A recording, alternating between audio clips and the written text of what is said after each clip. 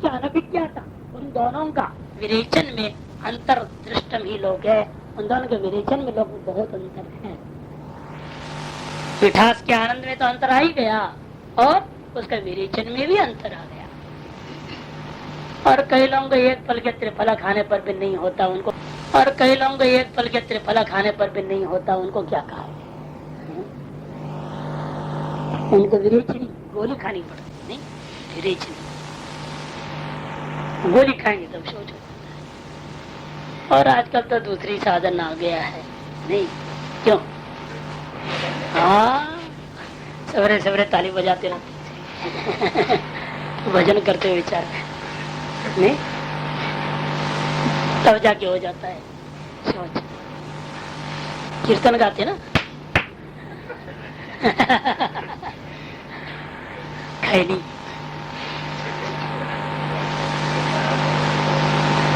अच्छा नहीं बा, पूर्व पक्षी ने जब आशंका किया तो सिद्धांति कहता है ऐसे न कहो भाई, यस्मान् नानात विद्या च विद्या च, जिसलिए नानात विद्या च विद्या च, विरेचनों में फर्क है। पूर्व पक्षी के दृष्टि में फर्क नहीं है, दोनों का विरेचन बराबर हो रहा है। पूर्व पक्षी कहना चाह रहा है, सिद्धांत नहीं, बहुत अंतर है सभी में। नानात विद्या च विद्या च माने भिन्न ही विद्या विद्या नहीं, नाना का मतलब भिन्न भिन्न है। विद्या का फल अलग है, अविद्या का फल अलग है।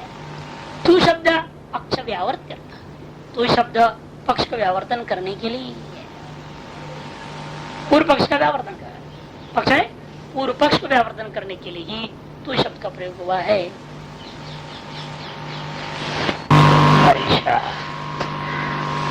तत्र अक्षर विज्ञानवद कर्म कर्तव्यमिति स्थितम आक्षेपति, अक्षर विज्ञान वाले के द्वारा ही कर्म करनी चाहिए, ऐसे जो निर्णय था कुछ लोगों का। अक्षर में इस ओमकार की जो उपासना संबंधी ज्ञान जिसके पास है वही कर्माधिकारी भी, जिसके पास उपासना का ज्ञान नहीं है वो कर्म को भी अधिकारी नहीं हो सकता। ऐसा कुछ लोगों ने पूर्व में विचार जो हुए हैं उसके आधार पर चिंतन किए और कहने लगे, उस पर आक्षेप करते हुए सिद्धांति कहते आक्षेपति तेन अक्षरण उभौ यश्चेद अक्षरम एवं व्याख्यातम वेद यस्य कर्ममात्र विद अक्षर याथात्म्यम न वेद तौ उभौ कुरुद कर्म। तेन अक्षरेण उभौ यश्चेद अक्षरम एवं व्याख्यातम वेद, तेन मने अक्षरेण उभौ, जो लोग यद अक्षरम एवं व्याख्यातम वेद, जो लोग इस प्रकार से व्याख्यात ओम रूपी अक्षर को जानते हैं, ये शुक्र मात्र अक्षर आता तो न वेद, जो अक्षर की आत्मता को नहीं जानते हैं, वे दोनों के दोनों तो उभौ कुरुता कर्मा, दोनों ही कर्म करेंगे ही। तयोश्च कर्म सामर्थ्य देवा फलम स्यात्, तद किम अक्षर आता तो क्या नहीं ना। पूर्व पक्षी कहता है ठीक है, यदि ऐसा है तो दोनों को कर्म का अपना सामर्थ्य से ही फल मिलेगा, उपासना विज्ञान से क्या लाभ हुआ? फिर ये अधिक ज्ञान जो आपने पा लिया इससे क्या फायदा है? जब दोनों को कर्म करने का अधिकार है, दोनों ही कर्म कर रहे हैं तो कर्म से ही फल मिल गया मान लो। दृष्टि लोगे हरिम भक्षेतोस तद रस अभिज्ञेय इतरे और विरेचन, चाहे उस रस के रस को जानने वाला हो नहीं जानने वाला हो, दोनों को विरेचन तो हो ही जाएगा। लेकिन अंतर है, एक को मिठास का ज्ञान अधिक लगेगा, दूसरे को साधारण रहेगा। लाभ तो अंदर है, अंतर है ना, तो उसी के आधार पर कहेंगे। विरेचन में भी कोई अंतर नहीं, पूर्व पक्षी विरेचन इसको लेता है, चाहे आपको उसके स्वाद का ज्ञान हो न हो, दोनों के दोनों को विरेचन तो बराबर होनी है। पूर्व पक्ष ने विरेचन दृष्टिया दोनों में समान ही दिखा रहा है, ज्ञान हो या ना हो तो ये बराबर फल है। लेकिन सिद्धांति विज्ञान का दृष्टि से कह देगा ऐसा नहीं है। नैवम यस्मात् नानात विद्या च विद्या च, क्योंकि विद्या और अविद्या दोनों ही नाना है, अर्थात भिन्न भिन्न फल वाले, भिन्न ही विद्या विद्ये, विद्या और अविद्या दोनों ही भिन्न फल वाले हैं।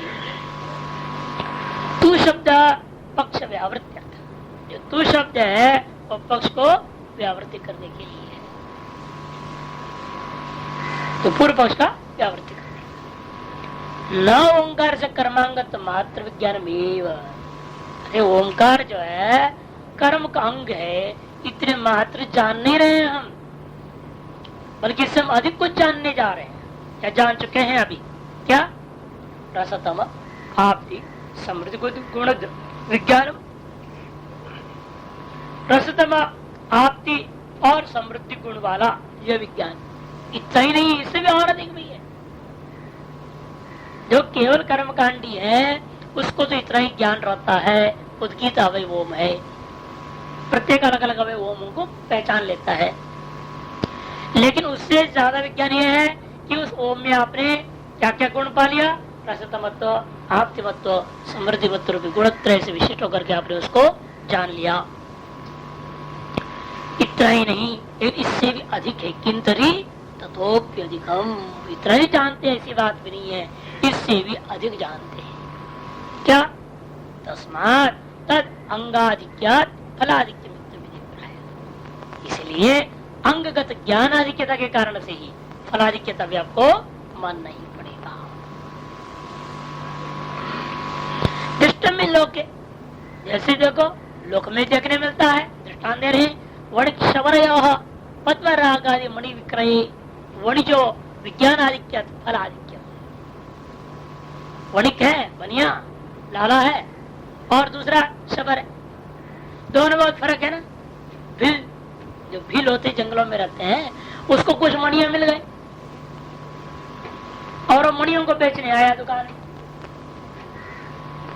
अब उसको ज्ञान है नहीं कौन सा मणि, ये लाल है, कोई नीला है, कोई पीला है, कोई हरा है, कोई कैसा है। और उसे लाई ये सब हमको मिला है भाई, आप ही लोग उसने इसका 5 रुपया, इसका 10 रुपया, इसका 3 रुपया, इसका 2 रुपया, ऐसा बोल के सब वो का बनिया। और आगे वो 500 रुपया, 1000 रुपया ऐसे बेचते कि उसको पहचान है कौन सा नगद क्या है क्या नहीं। ये विज्ञान के वजह से फायदा हुआ। यदि शबर को ही ज्ञान होता कि ये कौन सा नग है, इसका मार्केट में क्या रेट चल रहा है, सब समझदारी होती।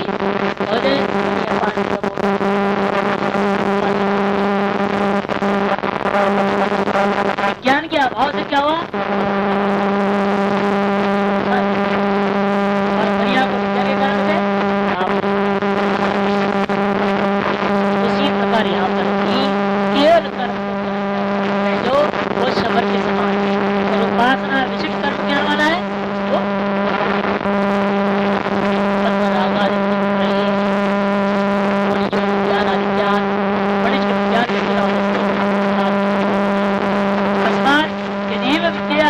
ज्ञानी नहीं कर्म श्रद्धया श्रद्धान परिषदा योग्य नहीं अर्थात और श्रद्धा नहीं परिषदा योग से अगर देवता क्या है, ये श्री देवता या तो यहाँ पर उसी का तात्पर्य जिस समय जिस देवता का जो हमें धारण किया हुआ है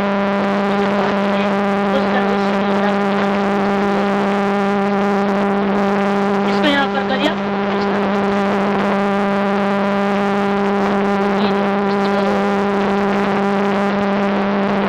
और अन्य कोई योग नहीं है, तो योग है ये रिश्ता उस देवता का ये कर्म, ये कर्म जो ना कर्म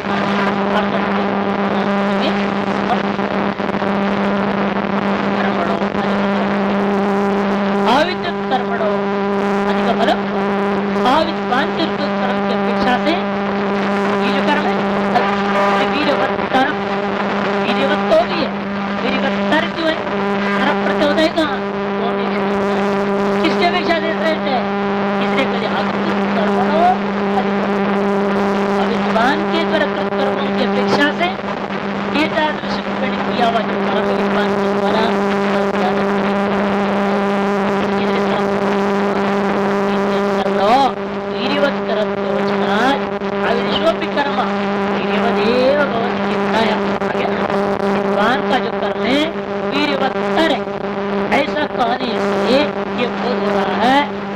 अविद्वान निरकृत जो कर्म है ना वो वीर्यवान वस्तु है, वो भी फल देगा, निष्फल नहीं है, षंडतिल नहीं है, अवीर्यवान नहीं हो सकता, तो वीर्यवत है और ये वीर्यवत है।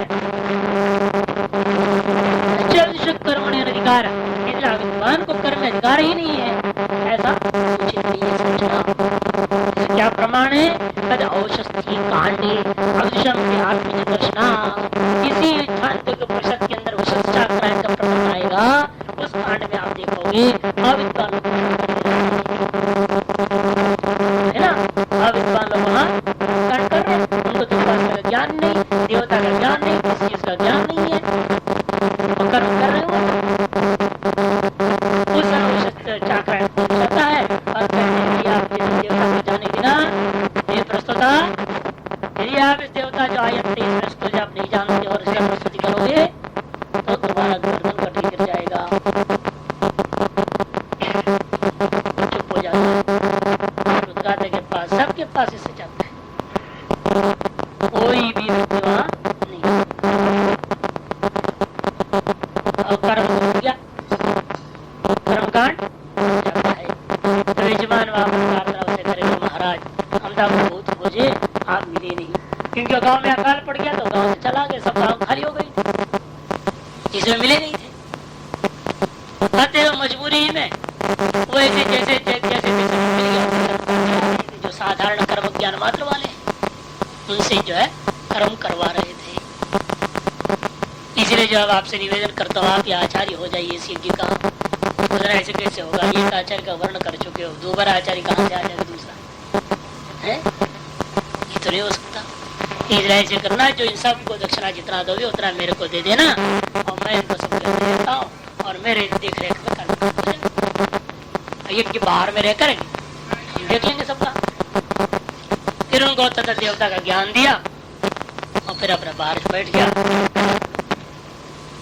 वो सारा प्रकरण से स्पष्ट ज्ञापन होता है, जिसको उपासना का ज्ञान नहीं है, और आज का तो प्रत्यक्ष ही है? ये तो यहाँ के प्रमाण दे दिया।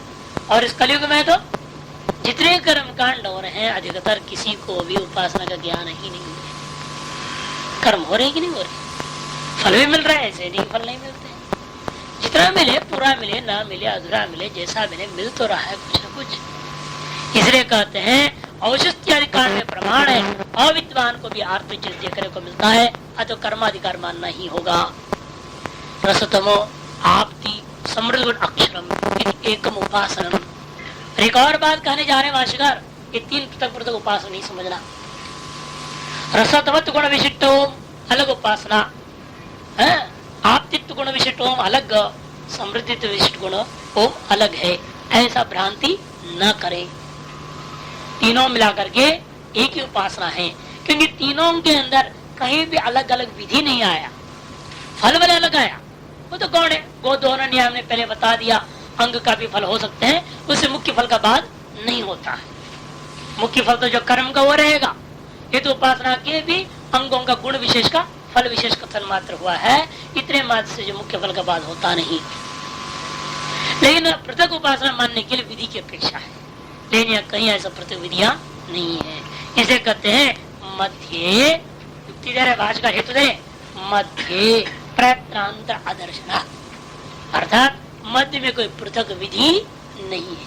प्रयत्नांतर में का तात्पर्य है विध्यंतर दर्शनार्थ, विध्यंतर दर्शन नहीं हुआ, एक ही विधि आया है, उसी पर अनुसार कहा जा रहा है। अनेक विशेषण अनेक दो उपास्यता, इसलिए अनेक विशेषणों के द्वारा अनेक प्रकार से ओमकार उपास्य है, ये यहाँ सिद्ध हुआ। अतः एक उपासना त्रिगुणोपेत है। वापस मंत्रार्थ में जाते, खलु एतस्य प्रकृतस्य, खल वेतस्य व्याख्यातम, व्याख्यानम है ना, उस प्रकार खलु एतस्य एव प्रकृतस्य, एतस्य माने कौन सा, जो प्रकृत है। कौन है वो, उद्गीताख्यस्य अक्षर से, उद्गीत का अक्षर जो अक्षर ओम है, उसका व्याख्यानम कृतम भवति, वो व्याख्यान कर दिया गया समझो। इस प्रकार से प्रथम अध्याय का प्रथम खंड पूरा हो गया। अब द्वितीय खंड आरंभ होता है उपासना। प्राणादित्य दृष्टिया ओंकार की उपासना, ये भी कर्म सापेक्ष है। प्राण और आदित्य दृष्टिया कर्म सापेक्ष उपासना, यह भी प्राणोपासना है। जो प्रधान प्रश्न आपने पढ़ लिए हैं वही उपासना यहाँ भी आ रहा है, लेकिन ये दोनों भिन्न उपासना है, ये ध्यान रखना है। वहां का और यहाँ का समुच्चय नहीं कर सकते। ब्रह्मसूत्र में इसका निर्णय दे दिया क्योंकि दोनों के अंदर गुण में अंतर है, और एक कर्म सापेक्ष है और वो कर्म निरपेक्ष है। इसे दोनों उपासनाओं को एक नहीं करना चाहिए। गुण संहार, गुणोपसंहार अधिकरण, गुणों को उपसंहार करना चाहिए, ऐसा भी है। कुछ उपासना में ऐसा होता है कि अनेक उपनिषदों के सारे इधर उधर जो कहा वो सारे गुणों को इकट्ठा करना, उसे गुणोपसंहार न्याय बोलते हैं। कुछ उपासना है वहां पर ऐसा देखने में, यहाँ भी प्राण बोल रहा है, वहां भी प्राण के बारे में बोल रहे हैं, यहाँ भी वैसे ही है। जैसे उधर था ध्यान इंद्रिय, इंद्रिय के पास गया, पाप घुस गया, ये वो कहा, सारा कहानी तो एक है, लेकिन उपासना दोनों ही अलग है, भिन्न उपासना है। यहाँ आदिदैविक और आध्यात्मिक दो उपासना। आदित्य दृष्टिया ओम आदिदैविक है, अध्यात्म में प्राण दृष्टिया ओम की उपासना करना है। और यह परोवरिष्ठ गुण है जो कि वहां नहीं था, इसलिए भिन्न गुण भी है, भिन्न फल हो जाएगा, इसलिए यहाँ परोवरिष्ठ रूपी फल मिलेगा। वहां पर वो फल नहीं हुआ तो प्रजापति रूप प्राप्ति है। उस प्राण को आपने क्या किया, प्रजापति से भेद कर दिया और हिरण्यगर्भ फल प्राप्ति बता दिया, और यहाँ वो नहीं है। इसे फल में भेद है, गुण में भेद है, हर तरह से भिन्न होने के नाते उपासना एक नहीं हो सकता, ऐसे कहा गया। अन्यथात्वाधिकरण है ब्रह्मसूत्र में, जिस बारे में निर्णय दिया है।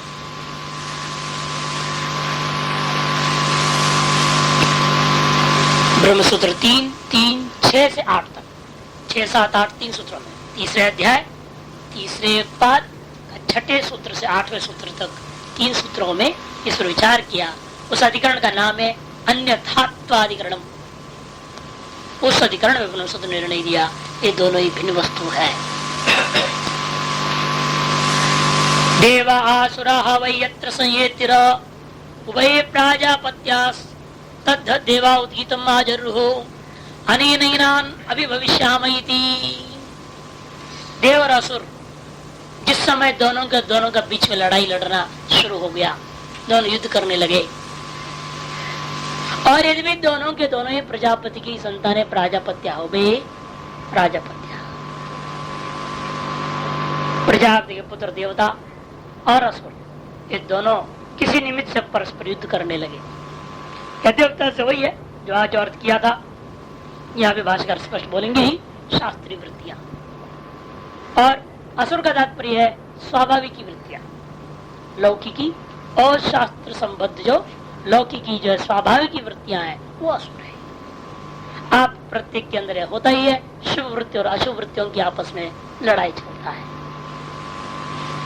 तब शुभ वृत्ति रूपी देवताओं ने उद्गीतम आजरू, उन्होंने सोचा हम उद्गीत के द्वारा जो है ना इन असुरों को जीत लेंगे। ऐसा निश्चय कर उद्गीत का उन्होंने आचर्य मैंने अनुष्ठान करना आरंभ कर दिया, इस भाव से कि हम अनेन उद्गीतेन, इस उद्गीत के द्वारा हम निश्चित रूप से अभिभव कर देंगे, उन असुर वृत्तियों को, स्वाभाविक वृत्तियों को दबा देंगे, ऐसी भाव से। लेकिन पहले होता नहीं है। उन्होंने निवेदन किया अन्य इंद्रियों से, भाई आप हमारे लिए उद्गीत का उद्गान कीजिए, ओम का उद्गान कीजिए आप। और उद्गान करने लगा, उन्होंने गड़बड़ कर दिया। सबने जो कल्याणवर्थ वस्तु आपने रख लिया, बाकी सब दूसरे को कर दिया। ये सब गड़बड़ियां सभी में हुई, वही पाप से विद्धता कहा जाता है। अतएव आज भी सारी हमारी जो वृत्तियां जो है, पूरे 11 इंद्रियां खराब है, इनमें से एक अभी सही नहीं है। सब बदमाश है, सब अपने मतलब से लगे रहते हैं, स्वार्थी। कोई इंद्रिय की वृत्ति ऐसा नहीं है जो आपका निस्वार्थ पर कार्य कर सके। स्वार्थी कौन पूछता है? पूछता ही नहीं, भूल ही जाते, कोई ध्यान नहीं देता है कौन था, कहाँ था। बल्कि बोल जाए, पूछ बोले तो आप कौन है, बोलेंगे अरे भाई तेरे साथ में रहे, खाए पिए, उठे बैठे, अब कहते आप कौन है? गति मिल गई ना, आप और गधी हो गई बुद्धि भी।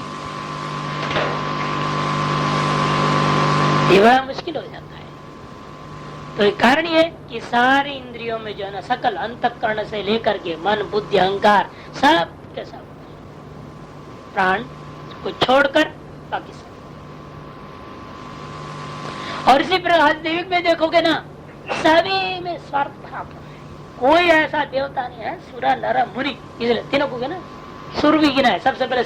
हे देवता सबसे बड़े स्वार्थी होते हैं, फिर ना दूसरा नंबर नर, और तीसरे नंबर पाखंडी मुनि। तो परम विरक्त बनते हैं, कोई महास्वार्थी होते मतलब से। एकमात्र वहां आदिदेव में है आदित्य, जो निस्वार्थ सेवा में लगा है, 24 घंटा घूमते रहता है। न उसको कोई हॉलिडे है, न पिकनिक है, न बर्थडे है, कोई डे नहीं। सारे डे 24 घंटा घूमते रहता है और सारे दुनिया को अपना प्रकाश और अनेक प्रकार की किरणों के माध्यम से सबका हृष्ट पुष्ट भी करता है, पोषण कर रहा है, सब कुछ कर रहा है, निस्वार्थ सेवा। तो आदिदेव में इसीलिए आदित्य और अध्यात्म में प्राण है, जो कि इस जीव को हमेशा वास्तव में रक्षा करता है, सहयोग देता है हर तरह से।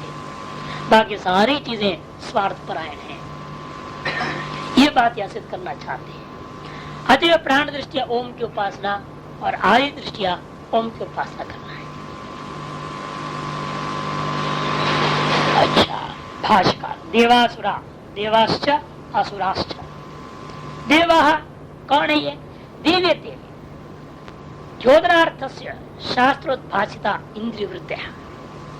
दिव्यते दिव धातु है, दिवदीप्त, इसे ज्योतिरार्थक धातु होने के नाते यहाँ पर क्या चीज को प्रकाशन कर रही है? शास्त्र से प्रकाशित वस्तुओं को लेके चल रहा है। यह अर्थ है। कौन है वो? जो इंद्रिय वृत्तियां, हमारी इंद्रिय वृत्तियां जो शास्त्रोद्भाषित है और शास्त्रानुकूल जो इंद्रिय वृत्तियां हैं, उनको देवाश्रम लेना। असुरा तद विपरीता स्वेष्वेव असुषु विश्वग विषयासु प्राण क्रियासु रमणात् स्वाभाविक्यः तमात्मिका इंद्रिय वृत्ति। असुर कौन है? ठीक उसको जो स्वेष्वेव असुषु अपने प्राणों में अर्थात इंद्रियों में ही आसक्त कर रहने वाले। इंद्रियों में कैसे होगा? कभी इंद्रिय का विषयों में, विश्वक विषयासु नाना प्रकार के विषयों में, प्राणन क्रियासु और रमणात्। इसलिए असुषु रमणात् असुरा, असुषु रमणात् असुरा, असुओं में ही रमण करते। असु कौन है? इंद्रियां और उनके विषय। असु से असुषु बहुवचन बोल रहे, इसीलिए एक बोलेंगे तो असु प्राण हो जाता है। इसलिए असुषु ने इंद्रियेषु प्राणोपलक्षित जो इंद्रियां, और इंद्रियों से भी नहीं होगा, इंद्रियों का विषयों में, वहां तक उसको ले जाना पड़ेगा। इसलिए असुषु का मतलब इंद्रिय विशेषो रमणात् असुरा, इंद्रिय का विषयों में ही रमण करता है जो वो असुर है। रमणात् स्वाभाविक तमात्मिका इंद्रिय वृत्ति, जो स्वाभाविक ही है, तमोगुण प्रधान आत्मिका जो इंद्रिय की वृत्तियां हैं, वे ही असुरा। स्पष्ट भाष्यकार ने ह वा इति, ये ह वा जो है ना, ह वही मंत्र में है, ह वही, वो क्या है? वो ये दोनों की दोनों पूर्व वृत्तोद्भासको निपाता, किसी अनादि काल में घटना घटी थी और वो आज तक सभी के अंदर चल रहा है। इस बात को प्रकाशित करने वाले ये दोनों निपाते, इतिहास को प्रकट करता है। यत्र यस्मिन् निमित्ते इतरेतर विषय अपहार लक्षण से। ये क्यों लड़ बैठे भाई? कहते हैं जिस निमित्त से लड़ रहे हैं, वो निमित्त यही है कि एक दूसरे का विषय का अपहरण करने में लगे हुए हैं। आसुर वृत्ति में पूरी दाव लगाता है, हम इस आदमी को पूर्ण रूपेण भोगी बना के रखूंगा, ये आसुर वृत्तियों का निश्चय रहता है। और देव वृत्तियों का निश्चय है, मैं इसको सच्चा साधु बना के रहूंगा, इसको जिन मुक्ति की ओर ले जाऊंगा। लेकिन सब जो आपस में लड़के, लेकिन आसुर वृत्तियों की हमेशा जीत होती है कि नहीं? और जब तक आप प्राण में अधिष्ठित नहीं हो जाओगे, प्राण रूपा ओम में अधिष्ठित नहीं हो जाएंगे, उसको आश्रित नहीं करेंगे, तब तक असुरों की जीत है, देववृत्तियों की हार। और जब आप प्राण दृष्टि ओम या दृष्टि ओम को ग्रहण करोगे, तभी जाकर के जो आप क्या हो जाओगे? विजय प्राप्त कर सकते। इसलिए कहते देखिए समपूर्व से यतते है, समसर्ग पूर्वक धातु पूर्वक उपसर्ग पूर्वक यत धातु का अर्थ क्या है? संग्रामार्थत्वम इति संग्रामं कृतवंत, इसलिए संयत्री का अर्थ करना पड़ेगा संग्रामं कृतवंत, लड़ाई लड़ गए दोनों के दोनों, ही अर्थ करना पड़ेगा। दोनों के बीच में भयंकर टग ऑफ वार होता है। टग ऑफ वार जानते नहीं? जानते? हाँ। देख क्या वो फेविकॉल नहीं देखा? फेविकॉल का डिब्बा है, देखा है? उसको क्या दिखाते हैं? हाँ खींचते नहीं, उसको होता है टग ऑफ वार। पहले रस्सी लगती थी इधर एक उधर एक, और 50 आदमी इधर उधर से लगते थे, और जब बीच गोल होता है उसका नीचे लगा रहता था एक रस्सी, और लाइन पर इधर वाला खींच रहा उधर वाला खींच रहा है, दोनों बराबर खींचते हैं। इधर से उधर नहीं होना चाहिए, हो गया जिस तरफ तो दूसरा तरफ वाला हाथ जीत गया। झोटा का पार कर, यहाँ पर भी दोनों के बीच में चलता है, शुभवृत्ति और अशुभवृत्ति। ये कह रहा है मेरे तरफ आओ, वो कह रहा है मेरे तरफ आओ। जैसे आजकल के एमएलए एमपी खरीदे जाते हैं, नहीं मेरे तरफ आ जाओ, मेरे तरफ आ जाओ, वहां तो हो रहा है, खरीदारी होती है। तो उसी प्रकार से ये वास्तव में इतरेत्र जो विषय का अपहार रूपा युद्ध में लग गए। शास्त्रीय प्रकाश वृत्ति विभवनाया प्रवृत्ता स्वाभाविक तमो रूपा इंद्रिय वृत्तियों अस्मरा। इसलिए शास्त्रीय जो है तत्वों को प्रकाशन करने वाली वृत्तियों को अभिभूत करने के लिए ही अभिभवनाय कौन प्रवृत्त हो रहे हैं? स्वाभाविक वृत्तियां, तमोरूपा इंद्रिय वृत्तियां है जो उनको असुराहा तथा तद विपरीता, ठीक उसे उसकी विपरीत जो है ना शास्त्रार्थ विषय विवेक ज्योतिरात्मानो देवाहा। शास्त्रार्थ विषय विवेक जन्य ज्योतिर्मय आत्मस्वरूप की ओर जाने के लिए प्रयास करता हुआ दैवी वृत्तियां हैं, वो स्वाभाविक तमोरूपा सुर अभिभवनाय प्रवृत्ता, जो स्वाभाविकी तमोरूप आसुरी वृत्तियां हैं उनको अभिभव करने के लिए वो आत्मदेवा प्रवृत्ता यदि अन्योन्य विभव उद्भव रूप संग्राम इव सर्व प्राणिशो प्रतिदेहम देवासुर संग्रामो अनादिकाल प्रवृत्ति विप्राय। इस प्रकार से परस्पर एक दूसरे को दबाने के लिए और दूसरे को जीतने के लिए संग्राम इव लड़ाई के समान लड़ाई सभी प्राणियों के अंदर प्रत्येक देह के भीतर में देवासुर संग्राम अनादिकाल से प्रवृत्त हो रखा है। इत्याभिप्राय, ये इसका अभिप्राय है। इसी कारण से तो कोई आदमी कभी पुण्य के कारण से है कि नहीं शास्त्रों को पढ़ लेता, तो अनादिकाल से लड़ाई लड़ रही है, जन जन्मांतरों से कुछ पुण्य कर लेते कुछ पाप कर लेते हैं, चक्कर चल रहा है, अभी भी चलता है, पुण्य पाप तो चलते रहता है, अनजान कर चल रहा है, समझ में तो आता नहीं क्या पुण्य क्या पाप है?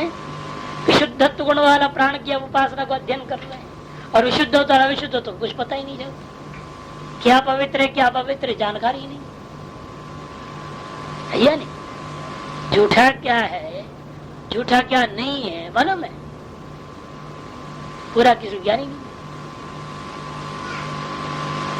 बहुत मुश्किल होता है, नहीं जब आते हैं तो बड़ा मुश्किल होता है उन लोगों के साथ व्यवहार करना। और घर से आए और घर में तो कुछ पता है नहीं, सड़क पे चलकर खाने वाले उन्हें क्या मालूम है? चलते तो कौन खाते? पशु जुगाली करते हैं ना चलते चलते। तो ऐसे जो पशु हैं वो आ जाते हैं साधु बनने, बड़ा मुश्किल होता है उन लोगों के साथ। उनको कुछ भी ज्ञान नहीं है, कहाँ उठना कहाँ बैठना, क्या खाना कहाँ खाना नहीं खाना, कुछ नहीं मालूम। एक हाथ से खाते रहेंगे दूसरे हाथ से बनाते, बड़ा मुश्किल है। अब उनको निकालना पड़ता है, अब समझाओ तो बुरा लगेगा, खाना पड़ेगा भैया बस आप रहेंगे हम अपने आप कर लेंगे, क्या करें? अब उन्हें तो बताओ तो बुरा कहेंगे, देखो हम इतने पढ़े लिखे हैं तो एमए किए हैं, हमको ये बता रहे। अब उनकी एमए क्या, हमारे यहाँ कन्नड़ भाषा एमए कहते हैं, किसको पता है? भैंसा को। हमारे एमए कर रखा है तो एमए ही हो गया है, ये तो भैंसा हो गया, इसकी अकल भैंसे की हो गई। इसलिए सब समझना पड़ता है, अनादिकाल से चल रहा है ये शास्त्रीय और अशास्त्रीय प्रवृत्तियों की जो लड़ाई अंदर चलता है। स यह श्रुत्या आख्यायिका रूपेण धर्माधर्मोत्पत्ति विवेक विज्ञान कथ्यते। आ गया ना। इसी बात को श्रुति बड़ी कृपा करते हुए आख्यायिका रूप में, कथा के रूप से क्यों कह रही हो भाई? धर्माधर्मोत्पत्ति विवेक विज्ञान, धर्मोत्पत्ति और अधर्मोत्पत्ति। किसको लेके चलोगे तो पुण्य होगा, किसको लेके चलते तो पाप होगा। यह बात कोई विज्ञान बोध कराने के लिए श्रुतियां कथ्यते, श्रुति कथन किया जा रहा है। प्राण विशुद्ध विज्ञान विधि परतया। क्यों कथन कर रही है कथा? अर्थवाद मात्र नहीं है ये। प्राण की विशुद्धत्व रूप गुण का विज्ञान उपासना विधि पर कथन किया जा रहा है। इसलिए प्राण अत्यंत विशुद्ध है। इसे तदृष्टिया ओमकार के उपासना करने पर ही परोवरस्तादिर्वा फल की आपको प्राप्ति हो सकती है। अतो भये भी देवासुर प्रजापति अपत्या प्राजापत्या। इसलिए दोनों के दोनों जो देव और असुर दोनों किसके हैं? इसी प्रजा का, प्रजा और शरीर का पतिभूत है जीवात्मा का, अपनी इच्छा से उत्पन्न किए गए अपत्य के समान अपत्य ये सारी इंद्रिय वृत्तियां हैं। अतः इनका नाम प्राजापत्या हो गया। नई जगह लोग भोजन वही बना रहे हैं, वही खाना भी खा रहे थे, किचन में खाना खाते हैं। किचन में भोजन खाना बहुत गलत है, शास्त्र विरुद्ध है। चोखा में, यहाँ की भाषा क्या पता है? नॉर्थ इंडिया में चोखा में भोजन करो बड़ा पाप। ब्रह्मज्ञानी के लिए तो नहीं होगा। यहाँ सब ब्रह्मज्ञानी है क्या? ब्रह्मज्ञानी को तो न चोखा है न फोका है, उसको फर्क ही नहीं पड़ने वाला। या तो पहले से मानना पड़ा, जितने आ रहे हैं सब ब्रह्मज्ञानी आ रहे हैं मेरे पास। फिर पढ़ने क्यों आ रहे भाई? ब्रह्मज्ञानी है। और रमेश भी ऐसे मैंने डांट दिया एक दिन, क्या तुम अंदर भोजन कर रहा है, हॉल में बैठ के खाओ या तो अपने कमरे में जाओ, यहाँ नहीं खाना, नाश्ता चाय नहीं करो किचन के भीतर, वहीं बैठ के खा रहा है। हमने एक दिन देख लिया, फिर उसके बाद से हॉल में खाने लगा, नहीं तो अपने कमरे में चला जाता है। लोग यही ज्ञान ही नहीं रहता है, क्या करो। और ये सब के बिना अंतःकरण शुद्धि होता है, अंतःकरण शुद्धि के बिना कहाँ से ब्रह्म ज्ञान होगा, कहाँ से ब्रह्म ज्ञानी हो जाएगा है? कि तो जड़वत उन्मत्तवत है, वो सब तो ब्रह्म ज्ञानी का होता है, इसमें कोई डाउट नहीं है। तो ज्ञान के बाद होता है ना। उन्मत्तवत चलेगा, जड़वत रहेगा, पशुवत जिएगा, वो तो बाद की बात है। ब्रह्म ज्ञान के बाद ये जरूरी नहीं हो भी ना, तो प्रारब्ध कर्मानुसार नहीं चलेगा। जिसकी जैसे प्रारब्ध कर्म हो रहा है शरीर का, जान के एक्टिंग थोड़ी करेगा, जड़वत हो जाएगा जान करके ब्रह्म ज्ञान के बाद, जरूरी तो है नहीं। जिसकी जैसी प्रारब्ध कर्म है वैसे चलता है। तो इसलिए सब विवेक करने के लिए शास्त्र कह रहा है कि नहीं तो विशुद्धत्व तो नहीं आएगा। प्राण विशुद्ध है और उसमें यदि आपने अशुद्ध अन्न को खिला दिया, स्वयं अशुद्ध अन्न खाओगे, दूसरे को भी अशुद्ध अन्न खिलाओगे ना, तो उससे क्या होगा? आपके प्राण में जिस प्रकार की विशुद्धता होनी चाहिए वह नहीं रहेगा। आरोपित अविशुद्धत्व उसको स्वरूप को ढक देगा। तो अतएव आज सबके प्राण कमजोर है, कोई न योग कर पाता है, न ध्यान कर पाता है, न कुछ भी नहीं हो पाता है। पढ़ रहे हैं, ये पढ़ा वजह समझने भी में नहीं आ रही, दिमाग में ही नहीं घुस रहा। कितने को समझ में आता है? जितना पढ़ रहे हैं पूरा समझ में कितने को आ रहा है? समझ में आ गया, याद किसको रहता है? न स्मृति शक्ति है, न धृति शक्ति है, न मेधा शक्ति है, न प्रज्ञा शक्ति है, न स्फूर्ति शक्ति है, न प्रतिभा शक्ति है, न कोई शक्ति है। केवल शक्ति देवी बन गए हैं हमारे।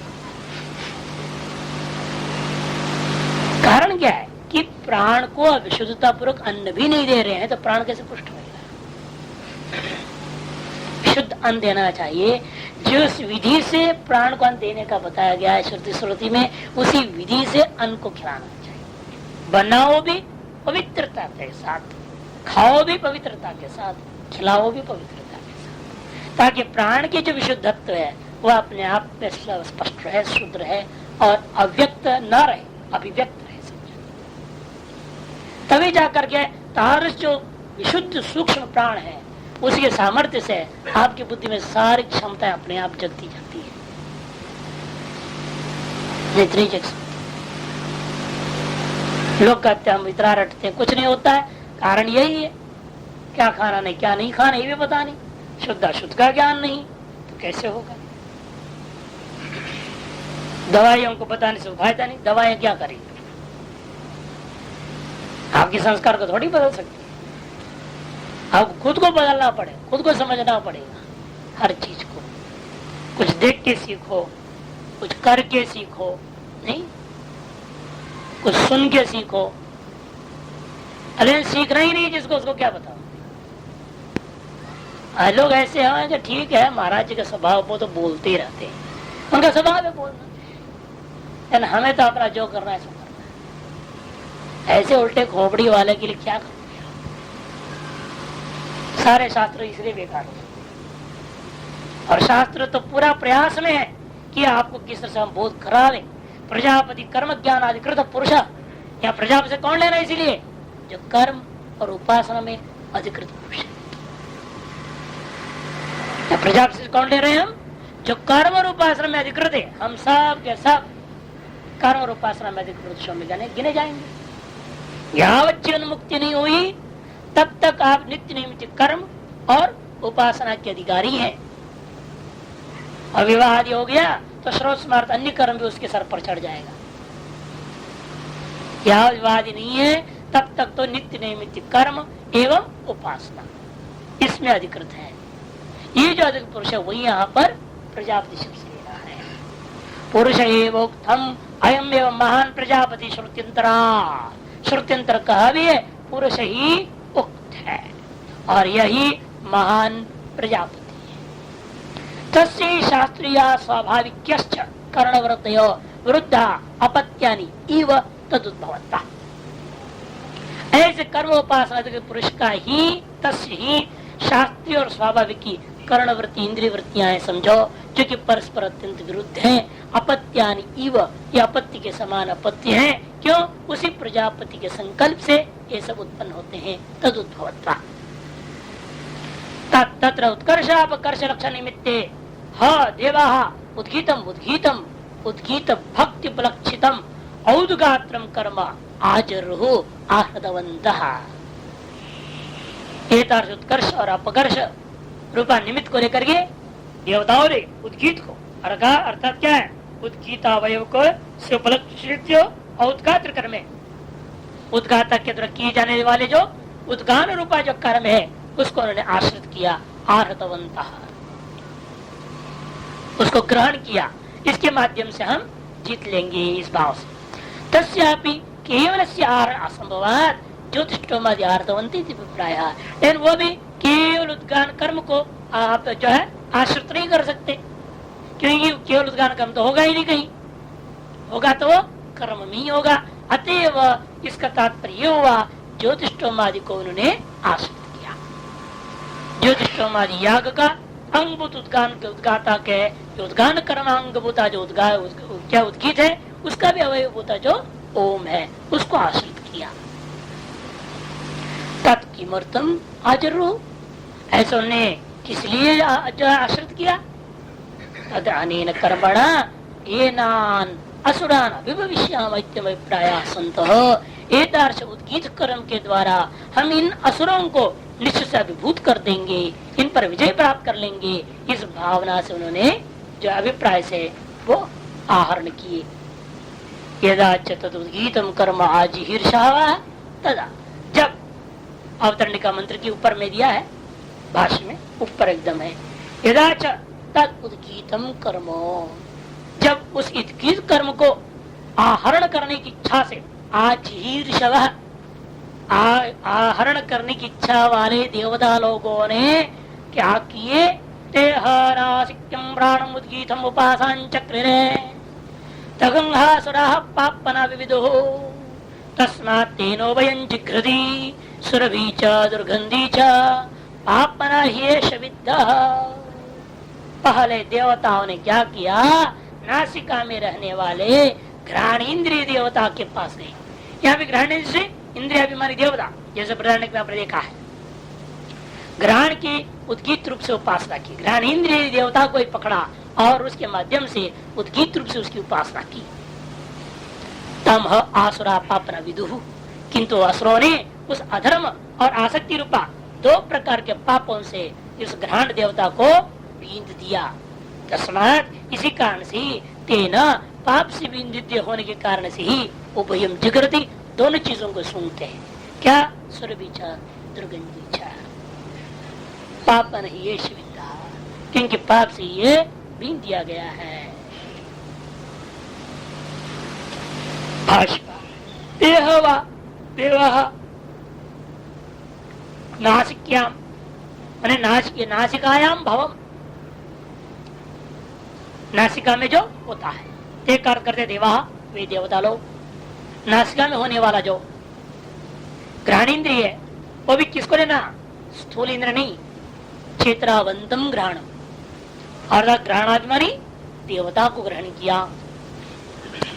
ऐसा प्राणम, प्राण शब्द यहाँ मुख्य प्राण नहीं, घ्राण का एक नाम है प्राण। उद्गीत कर्तारम उद्गातारम, उद्गीत का जो करता है उद्गाता है, उद्गीत भक्तो भक्त्या उपासंचक्रिरे उपासन कृतवंत इत्यर्थः। उद्गीत के अवयव रूपेण उसी को ही जो है ना उपासना, उद्गीत भक्ति रेव श्रूयते न तो उद्गाता, क्योंकि उद्गीत उद्गाता का श्रवण तो होगा नहीं ना, उद्गीत अवयव श्रवण होंगे ना। अवयवों का श्रवण होने से अवयवी श्रवण हो गया ऐसा मान लिया जाएगा। अवयव का श्रवण हो गया, उससे अवयवी मुद्दा उद्गीत का श्रवण हो गया, और उद्गीत के श्रवण होने से उद्गाता गा रहा है ये मालूम हो गया, इसलिए उद्गाता का भी श्रवण हुआ। इसलिए केवल उद्गाता का उपासना सीधे नहीं किया जा सकता है, क्योंकि उद्गाता के द्वारा गायन किया उद्गीत, उस उद्गीत के का भी अवयव बजो ओम जो आपको सुनाई दे रहा है, उसी का उन्होंने उपासना किया। इन किसके माध्यम से? घ्राणाभिमानी देवता के द्वारा। नासिक्य प्राण दृष्टिया उद्गीताख्यम अक्षरम ओंकार उपासन चक्रे इत्यादि आगे ना स्पष्ट है।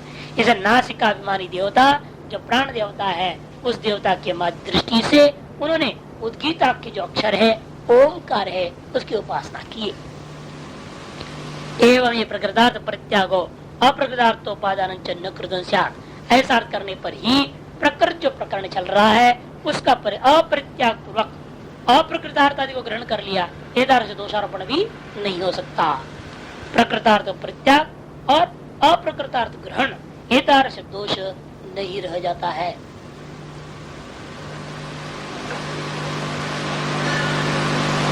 खलु एतस्यैव अक्षरस्य इति ओंकारो ही उपास्यतया प्रकृता, कि खलु एतस्यैव अक्षरस्य ओंकार से उपाख्यानम कहा था ना, प्रकरण इसलिए किसकी आरंभ हुई है? ओंकार का प्रकरण है, उसको बीच में छोड़ नहीं सकते आप।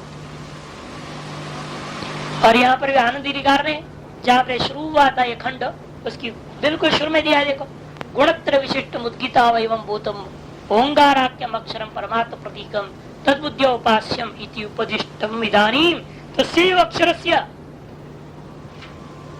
जहाँ खंड के अवतरणी का शुरू में इस खंड का द्वितीय खंड का तस्यैव अक्षरस्य अध्यात्म दैव भेदेन आदित्य प्राण दृष्टिया उपासनम विवक्षन कंडिकांतरम अवतार यदि देवासुरा इत्यादि।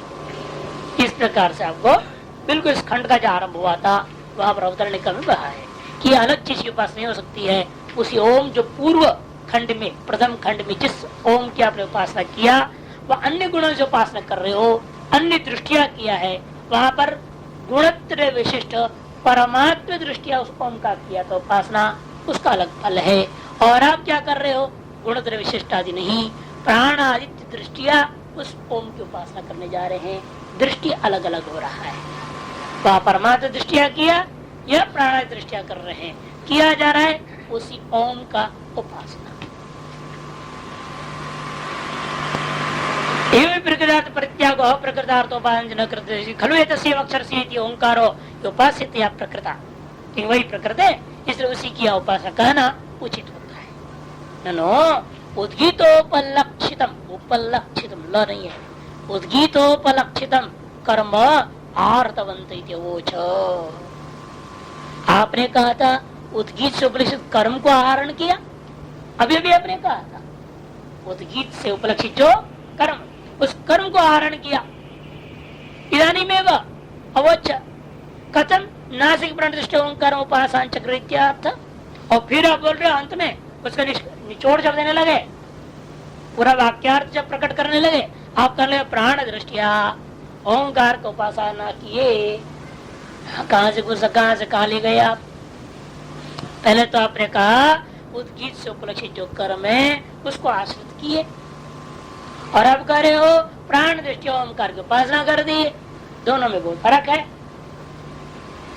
चेत नहीं दोष, जैसे आप आशंका न करें। उदित कर्मणि ये वही तत्कर्तृ प्राण देवता दृष्टिया उद्गीत भक्त ओंकार उपासित्व विवक्षित न स्वतंत्रो अतस्तादर्त्य कर्मार्थवंती थी। दोनों को जोड़ लो, अर्थ एक हो जाएगा।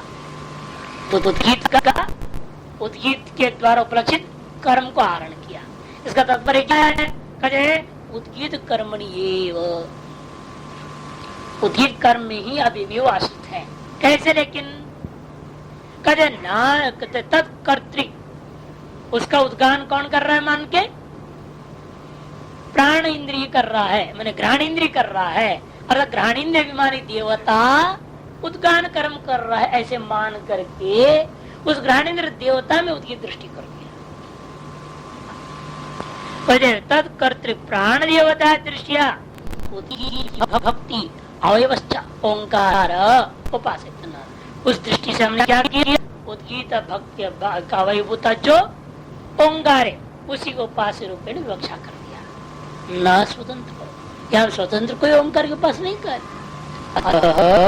तादर्त्य न एतादृश उपासना के लिए ही कर्म आर्तवंती, कर्म को आश्रय किया। यदि उत्तम उत्तम, इसलिए हमने जो पूर्व में कहा वो उचित ही कहा। मुख्य प्राण दृष्टि